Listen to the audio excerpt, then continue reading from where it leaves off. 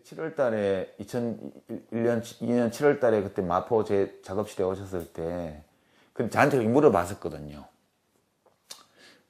그 노무현의 시대가 오겠어요? 그러시더라고. 그래서 제가 오죠. 100% 오죠. 그거는 반드시 올 수밖에 없죠. 그랬더니 근데 그런 시대가 오면 나는 없을 것 같아요. 그러시더라고. 그래서 내가 아니 뭐 그럴 수는 있죠. 이제 후보님은 첫 물결이세요. 내가 그때 그랬어요. 첫 물결이세요. 그러니까 새로운 조류가 밀려오는데 그 첫 파도에 올라타신 분 같아요. 제가 보기에는. 근데 이 첫 파도가 가려고 하는 곳까지 바로 갈 수도 있지만 이 첫 파도가 못 가고 그 다음 파도가 오고 그 다음 파도가 와서 계속 파도들이 밀려와서 여러 차례 밀려와서 거기 갈 수는 있겠죠. 그러니까 그런 면에서 보면 새로운 시대 정신과 새로운 변화, 새로운 문화를 이제 체현하고 있으시기 때문에 첫 파도 머리와 같은 분이세요.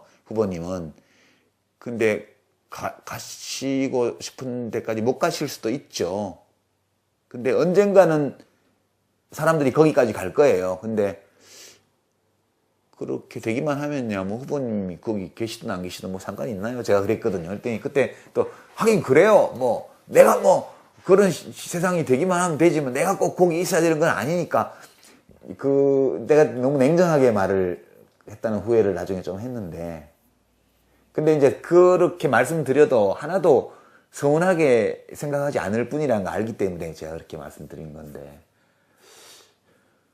그랬던 것 같아요. 너무 좀 앞서 나간 것 같아요. 아니, 앞서 나갔다는 표현보다 그 노무현이라는 이 사람의 존재 그 자체, 그분이 가지고 있는 그 모든 것들의 총합으로서의 한 인간, 정치인으로서요. 이게 받아들일 수 없는 풍토예요, 우리가. 대통령이 될 수 없어요, 그 캐릭터로는. 근데 됐잖아요. 그래서 굉장히 힘들었던 거예요. 그게. 굉장히 힘들었고, 마치 좋은 결과를 못 낸 것 같은 그런 시선을 받는 거고, 사람들이 이해를 못하는 면도 많아요. 왜 저러는지. 그래서 노 대통령 자신이 너무 앞서간 건 아니에요. 그분은 대중과 함께 가려고 계속 노력했던 분이고, 근데 그분의 가지고 있는 모든 것의 총합으로서의 정치인 노무현, 이 존재 그 자체가 너무 앞서 있는 존재였어요, 제 생각에는.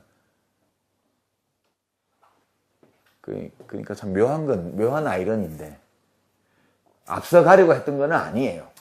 그냥 성정대로 사신 거예요. 근데 그 모든 성정들이 이 시대의 다수가 가지고 있는 통념이라든가 가치관, 문화양식에 비하면 너무 새로웠던 거지. 그런 게 있어요. 네, 그랬던 것 같아요. 뭐 더 하시는 말씀 있으세요? 드리고 싶은 말씀이요.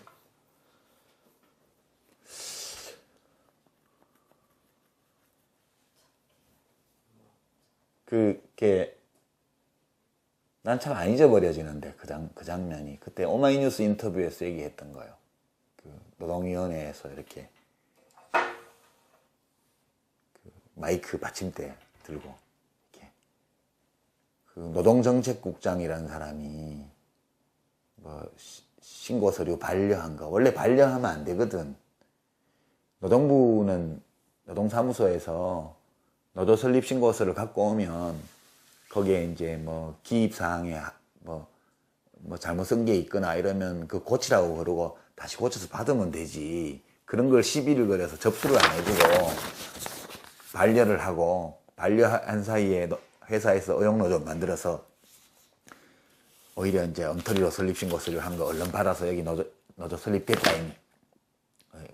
141 노조, 그때는 그게 법이었으니까.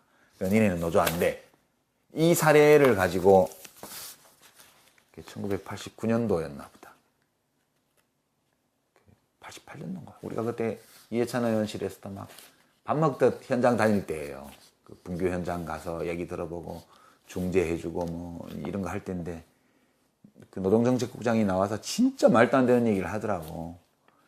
아니 그 노무현 의원이 이렇게 법문 다 읽어주고 시행령 읽어주고 그 다음에 그 노동부에서 한 조처가 이 법률과 시행령을 어떻게 어겼는지에 대해서 얘기하고, 그 무슨 노동보호에 관한 헌법조항 얘기하고 다 하는데 진짜 욕 나오더라고. 이제 말도 안 되는 얘기를 계속 늘어놓고 있는 거야, 노동정책국장이. 장관이 팀에서 대답을 잘 못하니까 그때 장영철 씨인가 하는 분이 장관이었는데, TK. 그 사람은 노동을 알지도 못하는 사람이었어요. 그러니까 장관하고 하다 안 되니까 이제 차관 보고 물어보다 안 되니까 아예 그럼 노동정책국장이 나오라고 마이크 잡으라고 해놓고 이걸 따지는데, 그렇게 헛소리를 하니까 내가 이 방청석에서 보는데도 막 화가 나더라고. 어떻게 저렇게 대답을 하나 싶은 게. 그게 마이크를 이렇게 들고 있는데 이게 너무 분해서 이게 손을 떠시는 거라. 그러니까 이 받침대가 책상에 탁자에 올려가지고 덜덜덜덜덜덜덜 소리가 계속 나는 거야. 이렇게. 이걸 자꾸 말씀을 하시는 동안에. 우리가 이제 뒤에서 방청석이었더니 좁았어요. 국회 방청석이. 우리가 가니까 보좌관들이 방청할 수 있는 의자를 처음에는 안 주더라고, 아예. 사무처하고 싸워가지고 우리가 이제 보좌관들이 앉을 수 있는 데를 확보를 하고, 그 회의장 안에는 못 들어갈 때예요, 그때는. 네. 그때만 해도 그랬나요? 네. 그러면 이제 우리가 가서 쪽지로 서서 직원한테 주면 직원이 의원한테 전달하면 의원이 밖에 나가 소회의실에서 만나가지고 또 들어가고, 이렇게 할 때예요, 그때가. 호랑이 담배 먹던 시절이지. 덜덜덜덜덜덜. 우리 보고 있는데 저거 집어 던지면 어떡하지? 그 걱정밖에 안 되는 거야, 이거. 금방 집어 던질 것 같은 기세였어요. 그러다가 이제 막 이해찬 의원, 이상소 의원 다 걱정스러운 눈빛으로, 성격이 보통 아닌 분인데 혹시라도 이거 집어 던지면 어떡하지? 그런 것 때문에.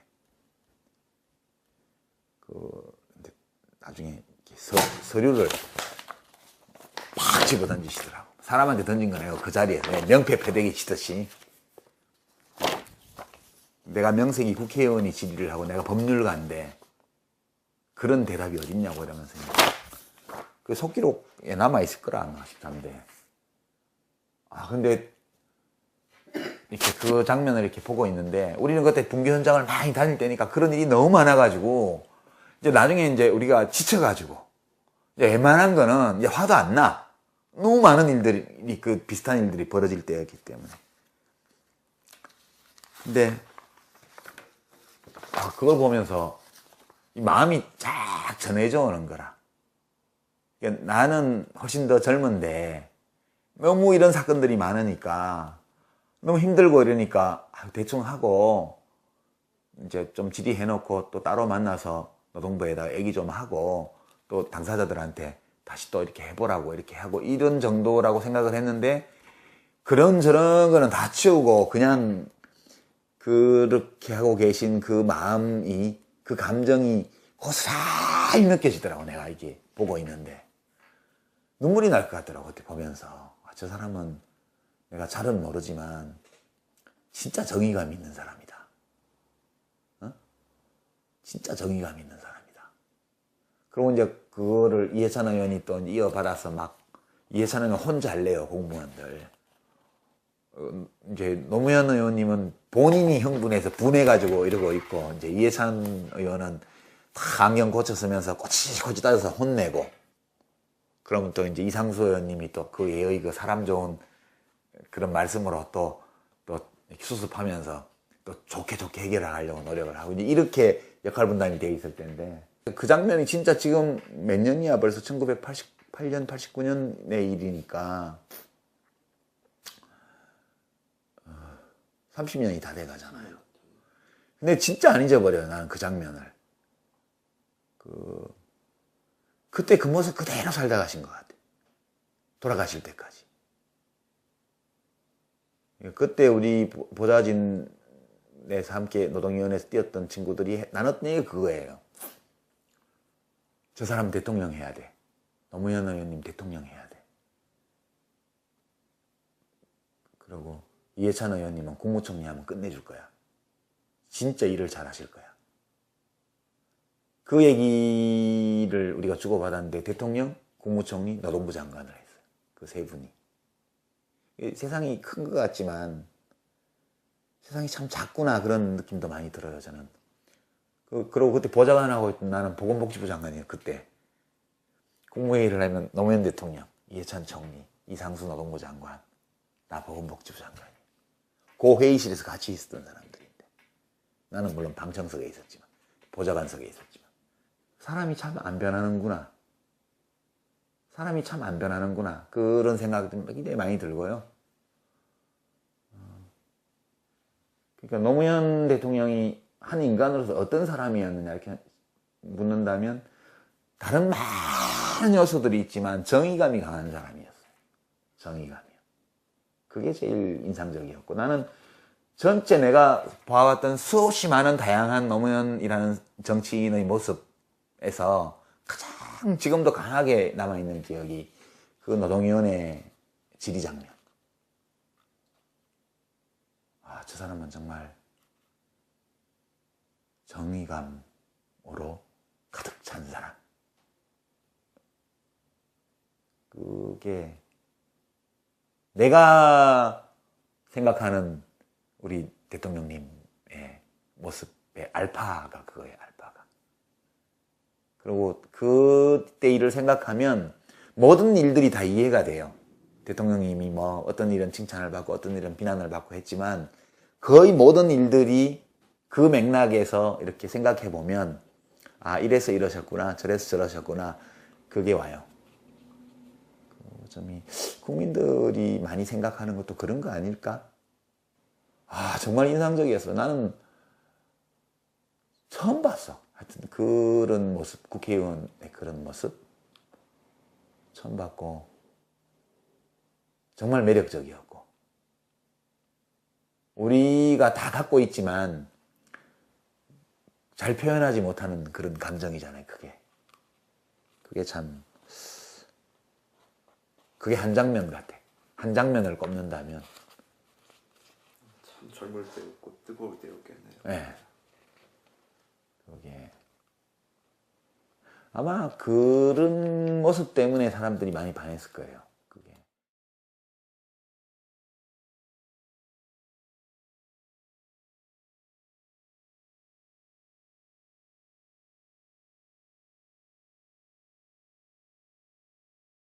있으시기 때문에 첫 파도 머리와 같은 분이세요. 후보님은. 근데 가시고 싶은 데까지 못 가실 수도 있죠. 근데 언젠가는 사람들이 거기까지 갈 거예요. 근데 그렇게 되기만 하면요, 뭐 후보님이 거기 계시든 안 계시든 뭐 상관이 있나요? 제가 그랬거든요. 그랬더니 그때 또 하긴 그래요. 뭐 내가 뭐 그런 세상이 되기만 하면 되지 뭐 내가 꼭 거기 있어야 되는 건 아니니까.